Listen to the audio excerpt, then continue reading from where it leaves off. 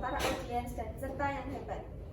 Sebelumnya saya perkenalkan dari pemateri pertama ada Bu Anita. Dengan pemateri kedua ada Bu Kader, Bu Miftah. Dan ada dua perawat hebat dari Puskesmas Rogoturunan, yaitu Bu Vika dan Pak Rizal. Untuk yang lain adalah peserta-peserta yang sangat hebat. Untuk selanjutnya bisa dimulai dengan materi yang pertama. Monggo Bu Anita.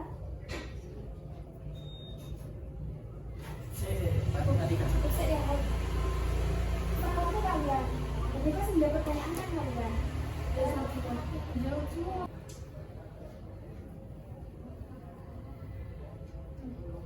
Assalamualaikum warahmatullahi wabarakatuh.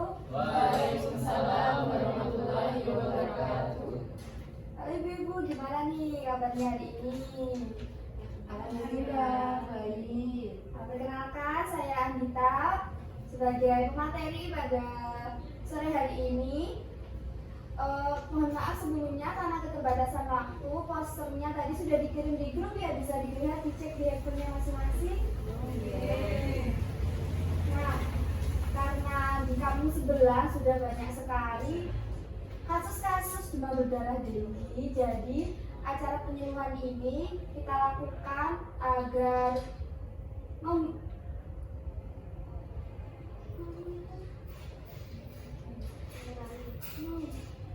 antisipasi. Jadi acara penyuluhan ini kita laksanakan untuk mengantisipasi agar di daerah kita tidak terjadi demam berdarah denggi. Oke, untuk mempersingkat waktu, silakan dibuka ibu-ibu di materinya.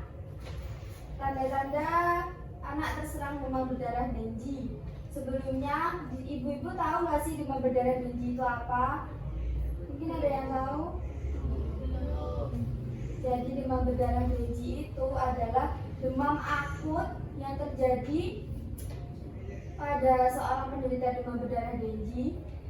Biasanya seseorang akan merasakan demam secara akut. Secara akut itu secara mendadak ya ibu-ibu. Jadi kadang orang yang terlihat biasa-biasa aja, habis jalan-jalan, habis bekerja, tiba-tiba pulang langsung sakit dan panasnya langsung tinggi. Biasanya lebih dari 30 derajat, pernah juga hampir 40 derajat lebih. Jadi kalau kita atau anak kita ada yang demam secara mendadak, padahal tadinya dia nggak kenapa-kenapa, itu bisa menjadi salah satu tanda-tanda anak tersebut mengalami demam berdarah. Gimana nih ibu-ibu, bisa diterima? Bisa. Nah, untuk yang selanjutnya itu kan Ya, sudah. di situ kan tertera tanda infeksi virus denggi. Yang pertama kan demam tinggi lebih dari 38,5 derajat Celcius kurang dari 7 hari. Nah, jadi ibu demamnya tadi kan sangat mendadak, dan demamnya itu setelah 7 hari demamnya tinggi terus. Terus itu jadi demam berdarah denggi itu ada tiga fasenya. Fase yang pertama itu demam akut, demam tinggi ini, dan fase kedua setelah 1 minggu anak-anak atau kita yang terserang demam itu panasnya akan turun. Jadi seperti tidak merasakan sakit apapun, sudah seperti sembuh. Nah, di fase ini itu fase yang biasa kita sebut fase kritis. Karena setelah fase ini biasanya akan terjadi demam tinggi lagi. Setelah itu trombositnya akan turun. Setelah itu trombositnya akan turun, terjadi kebocoran plasma darah. Biasanya, nah makanya itu kenapa demam berdarah biasanya terdapat bintik-bintik di ruang-ruang di tubuhnya itu. Nah, setelah melewati fase kritis itu, apabila segera ditangani, insya Allah semua akan aman, kita akan sembuh.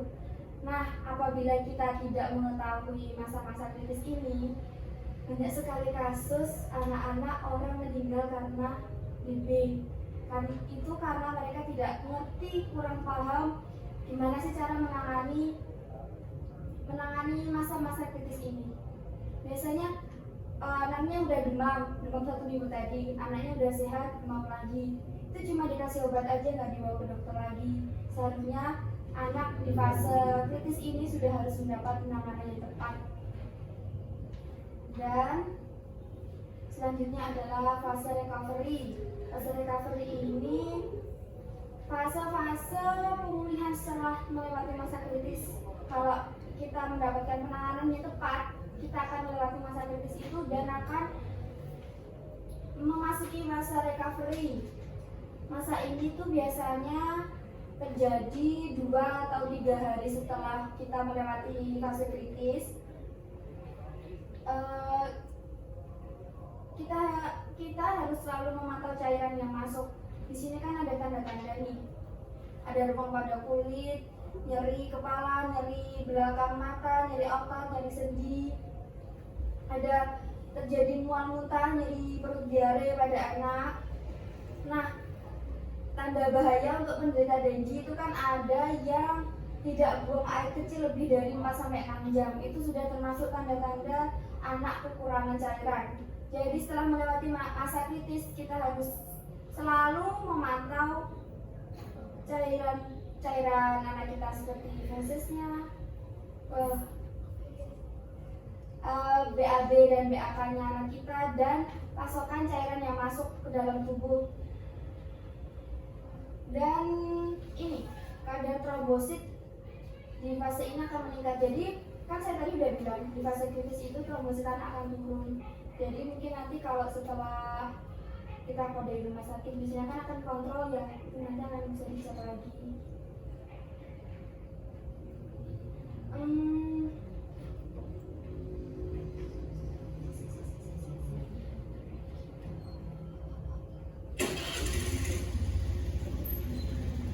Nah, gini ibu-ibu udah mengerti dulu tadi bisa menangkap apa yang saya bicarakan tentang definisi tanda gejala dan IgG. Ya, sudah. Selanjutnya saya akan menjelaskan gimana sih cara mencegah demam berdarah dengue. Yang pertama, biasanya waktu kecil anak-anak divaksin DBD ya. Anaknya udah divaksin belum ibu-ibu? Sudah. Alhamdulillah ya. Yang kedua yaitu menguras soda wadah air yang biasanya buat bersarang di titik-titik. Kalau bisa mulai sekarang dibersihkan ya rumahnya, jangan sampai ada yang menggenang-genang. Itu nanti bisa untuk tempat perkembangan nyamuk. Selanjutnya yaitu menutup, misalnya menutup semua tempat penampungan air. Biasanya kan kayak di tandon-tandon itu kalau bisa ditutup biar nggak ini ya, nggak jadi tempat nyamuk bertelur. Lalu mengubur, memusnahkan semua barang bekas kayak botol aqua, gelas aqua, itu kalau bisa segera dibuang atau dikubur. Biasanya kan kita buang sembarangan, terus nanti kena hujan jadi tempat bersarang nyamuk lagi kan. Terus memantau semua wadah air yang menjadi tempat nyamuk, yang biasanya di rumah kita nyamuknya ada di ruang-ruang gelap di belakang rumah, itu kalau bisa dipantau ya ibu-ibu. Kemudian bubuk larvasida. Jadi nanti setelah selesai acara kami akan memberikan bubuk larvasida. Ini bubuknya yang buat ditaruh di kamar mandi tuh ibu-ibu. Udah pernah kan? Kemudian ada kelambu, kalau bisa di kamarnya dipasang kelambu ya, untuk melindungi diri kita dan anak. Terus tidak menggantung pakaian di dalam rumah. Jangan lupa pakai obat anti nyamuk. Iya. Sekian yang bisa saya sampaikan. Kalau ada pertanyaan nanti mungkin bisa ditanyakan. Terima kasih untuk waktunya. Mohon maaf ada kurang lebihnya. Assalamualaikum warahmatullahi wabarakatuh. Waalaikumsalam warahmatullahi wabarakatuh. Baik ibu-ibu, materi sudah selesai, jadi saya di sini akan membuka sesi baru yaitu sesi tanya jawab. Dari penjelasan materi Bu Anggita tadi, dari ibu-ibu mungkin ada yang ingin bertanya? Oh baik, Bu Jessica bisa mengajukan pertanyaannya? Bagaimana cara menangani demam pada anak? Jadi para ibu-ibu juga jawab ini bagaimana kata Bu Jessica cara menangani anak yang demam. Monggo Bu Jessica yang jawab.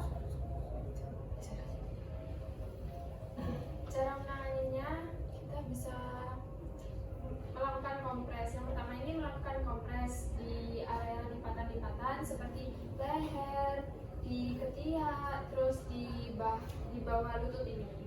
Yang kedua itu kalau panasnya belum turun, mending langsung dibawa ke rumah sakit aja. Dan ibu jangan lupa anaknya dikasih banyak minum air putih biar siapa tahu panasnya itu cepat turun karena kan bolak-balik mengeluarkan urin itu. Jadi Bu Jessica apa jawabannya sudah jelas? Sudah jelas. Baik, terima kasih. Di sini saya akan akhiri sesi penyuluhan kali ini. Sebelumnya saya sebagai moderator ingin meminta maaf apabila ada kekurangan dalam penyelenggaraan ini. Ada salah kata dan juga terima kasih kepada peserta yang sudah mau hadir dalam penyuluhan ini. Wassalamualaikum warahmatullahi wabarakatuh.